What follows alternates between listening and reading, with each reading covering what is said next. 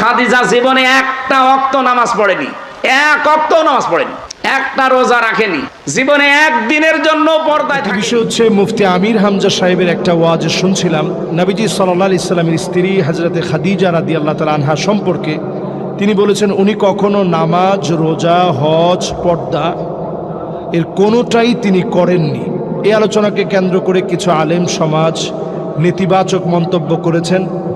আমরা কোনটা সঠিক এটা জানতে চাই, আপনাদের কাছে পরিষ্কারভাবে বুঝিয়ে বলবেন। অত্যন্ত গুরুত্বপূর্ণ বিষয়।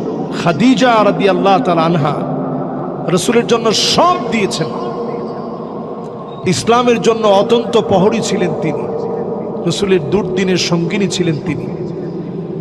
তখন নামাজ ফরজ হয় নাই। নবীজি তখন নামাজ পড়তেন রাকাতাইন রাকাতাইন, দুরাকাত করে। বলেন করাকাত করে।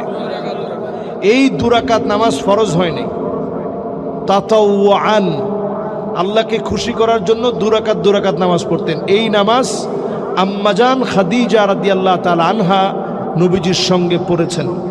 পর্দা তখন ফরজ হয় নাই, হজের বিষয় তখন আল্লাহ তাআলা ফরজ করেন নাই। যে বিষয়গুলো বলা হয়েছে একটাও তখনও ফরজ হয় নাই।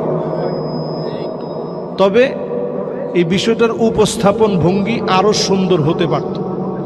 এরকম যেন না হয় এক ওয়াক্ত নামাজ পড়ে নাই, একটা রোজা রাখে নাই, এটার ভঙ্গিটা এরকম না হয়। কারণ ওয়াজের ভঙ্গি তো এক এক সময় এক এক রকম হয়, স্বাভাবিক না? যেমন আমি কথাটা বলতেছি একরকম, এখন আমি যখন সুর দিয়ে বলবো বিষয়টা আরেক রকম হবে। তবে খেয়াল রাখতে হবে, আম্মাজানদের ক্ষেত্রে কথা বলার ক্ষেত্রে অত্যন্ত সাবধানতা অবলম্বন করে কথা বলতে হবে।